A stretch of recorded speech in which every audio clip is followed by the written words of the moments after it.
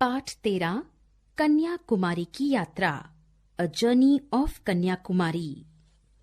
पठन से पूर्व, बिफोर रीडिंग, पुराने जमाने में लोग व्यापारिक, राजनीतिक, धार्मिक अथवा अन्य उद्देश्यों की पूर्ति के लिए लंबी लंबी यात्राएं करते थे। वर्तमान समय में पर्यटन की दृष्टि से सामान्य नागरिकों की यात्राएं बहुतायत में हो रही हैं। इन यात्राओं का सबसे बड़ा लाभ ये है कि मनुष्य को दूसरे स्थानों की विशेषताओं एवं संस्कृति को जानने का अवसर प्राप्त हो जाता है। सोचिए, लेट्स थिंक। दुर्गम्य तीर्थ स्थलों पर जाते समय लोग रास्ते के तमाम कष्ट खुशी खुशी सहन कर लेते हैं। आखिर कौन सी बातें लोगों को इन स्थानों की यात्रा करने के लिए प्रेरित करती हैं? जीवन मूल्य, वैल्यूज, पर्यटन का महत्व समझना, विभिन्न स्थानों की यात्रा की प्रेरणा, प्राकृतिक दृश्यों के अवलोकन के आनंद का अनुभव, भारत की सांस्कृतिक विविधताओं एवं विशेषताओं से परिचय। पर्यटन का चस्का मुझे बचपन में ही लग गया था और जैसे जैसे मैं बड़ा हुआ यह चस्का बढ़ता रहा। समय समय पर भिन्न भिन्न प्रदेशों का देशाटन मेरे मन को खूब भाता है। यह मेरी परम प्रिय रुचि मुझे पिताजी से विरासत में मिली है। एक दिन ग्रीष्म ऋतु में कश्मीर घाटी में सिंधु नदी के किनारे घूमते हुए एकाएक मेरे मन में सुदूर दक्षिणी तट पर स्थित त्रिसिंधु की संगम स्थली अंतरीप कन्याकुमारी की तीर्थ यात्रा की प्रबल इच्छा हुई। यात्रा का आवश्यक प्रबंध करके हम जनवरी की एक सुबह को नई दिल्ली से कर्नाटक केरल एक्सप्रेस में सवार होकर कन्याकुमारी के लिए तिरुअनंतपुरम की ओर चल पड़े।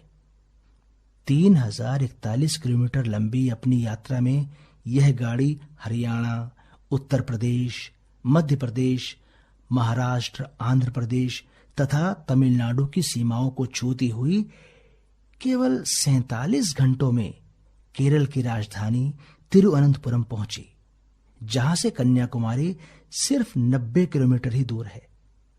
इस यात्रा में मेरे साथ मेरे एक छविकार मित्र श्री हरीश वर्मा भी थे। 2 दिन की रेल यात्रा के पश्चात 15 जनवरी की सुबह को हमने तिरुअनंतपुरम पहुंचकर कुछ देर विश्राम किया तथा भोजन करके मध्याह्न 2 बजे के करीब हम केरल राज्य सड़क परिवहन निगम की एक एक्सप्रेस बस में बैठकर कन्याकुमारी की ओर चल दिए। तिरुअनंतपुरम कन्याकुमारी मार्ग बड़ा ही मोहक है। सड़क के दोनों ओर फलों से लदे नारियल कुंज, धान तथा करिम्पू अर्थात गन्ने के हरे भरे खेत, मरंतुवाल मलई का पथरीला पर्वत और शीतल समुद्री समीर की सुखद झोंकों का अभिवादन स्वीकार करते हुए हम अपराह्न 4:30 बजे विवेकानंद शिला मंडप के सामने जाकर रुके। विवेकानंद शिला मंडप, यह मंडप अंतरीप कन्याकुमारी के पूर्व में करीब 2 किलोमीटर की दूरी पर बंगाल की खाड़ी के अंदर एक बहुत ही बड़ी द्वीपाकार चट्टान पर बना हुआ है। ऐसा कहा जाता है कि यह शिला पहले समुद्र तट से लगी हुई थी, जिस पर एक देवी का मंदिर भी था। यहां अब भी एक जगह पाद मुद्रा अंकित है, जिसे लोग देवी का पाद चिन्ह मानते हैं। इसीलिए कुछ लोग इस शिला को श्रीपाद शिला भी कहते हैं। सन 1892 में स्वामी विवेकानंद देवरम में हिमालय का दर्शन कर तथा देश के अन्य तीर्थों का भ्रमण करते हुए अंत में कन्याकुमारी पहुंचे और आध्यात्मिक प्रचारार्थ अमेरिका प्रस्थान से पूर्व वे कुछ दिनों तक यहीं चिंतन करते रहे। इस घटना के बाद जिस शिला पर बैठकर स्वामी जी ने आत्मज्ञान प्राप्त किया था, उसे विवेकानंद शिला के नाम से याद किया जाने लगा। सन 1962-63 में स्वामी जी की जन्म शताब्दी के सुअवसर पर लगभग 85 लाख रुपए की लागत से यहाँ पर लाल पीले रंगीन पत्थरों से निर्मित एक बहुत ही सुंदर एवं कलात्मक मंडप बनवाया गया, जो करीब 26 मीटर लंबा तथा 12 मीटर चौड़ा है। इसकी मेहराब 20 मीटर ऊंची है, जिसके नीचे परिव्राजक मुद्रा में खड़ी 3.25 मीटर ऊंची काले चमकीले पत्थर की भव्य मूर्ति यहां आए दर्शकों को सहज ही अपनी ओर आकृष्ट कर लेती है। इस मंडप में विवेकानंद के मुख्य मंडप के अलावा 2 और मंडप भी हैं, ध्यान मंडप व श्रीपाद मंडप। तमिल भाषा में मंडप अथवा मंडपम स्मारक को ही कहते हैं। समुद्र के अंदर बने इस मंडप तक पहुंचने के लिए यात्री को तट से शिला तक की यात्रा नाव में बैठकर करनी होती है। यहां की नावें बड़ी बड़ी और मुड़े हुए सिरों वाली होती हैं, जो डीजल से चलती हैं। एक नाव में एक साथ लगभग 100 व्यक्ति बैठ सकते हैं।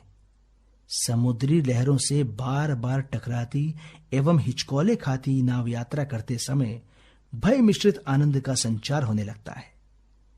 अंतरीप के आकर्षण। वस्तुतः कन्याकुमारी तमिलनाडु का एक छोटा सा कस्बा है, जिसकी आबादी 5-6 हजार के लगभग होगी। यहां का भूभाग कुछ ऊंचाई पर होने के कारण आंधी तूफान एवं ज्वार भाटा में समुद्री लहरों के प्रकोप से हर तरह से सुरक्षित है। यहां पर एक ही बाजार है, जिसमें सागर में मिलने वाले शंख, मोती, सीप जैसी वस्तुओं की कई दुकानें हैं, जिन्हें लोग सौगात के रूप में मोल लेकर अपने अपने प्रदेशों को लौटते हैं। कन्याकुमारी का मुख्य आकर्षण त्रिसिंधु सुषमा में है। इसके पूर्व में बंगाल की खाड़ी, पश्चिम में अरब सागर और दक्षिण में हिंद महासागर है। ये तीनों मिलकर भारत माता की चरण वंदनारत दिन रात अनुक्षण अनवरत एवं अविराम गति से लहराते रहते हैं। यहां से सागर गर्जन और सागर नर्तन का विमोहक दृश्य भी देखते ही बनता है। समुद्र के तट से कभी धीमे और कभी प्रचंड स्वर से बार बार टकराती श्वेत गुच्छों वाली समुद्री लहरियों से एक ऐसी सुमधुर स्वर लहरी सुनाई देती है, जिसकी तुलना में सरगम के 7 स्वर फीके से लगने लगते हैं।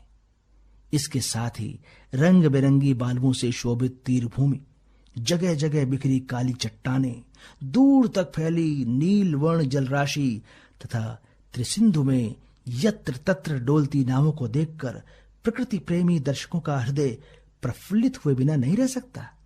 सूर्य दर्शन। अंतरीप कन्याकुमारी का सूर्य दर्शन भी अपना सानी नहीं रखता। वास्तव में सूर्यास्त और सूर्योदय, सूर्य दर्शन के दोनों ही रूप यहां से इतने सम्मोहक दिखाई देते हैं, जितने संसार में शायद ही कहीं और देखने को मिले।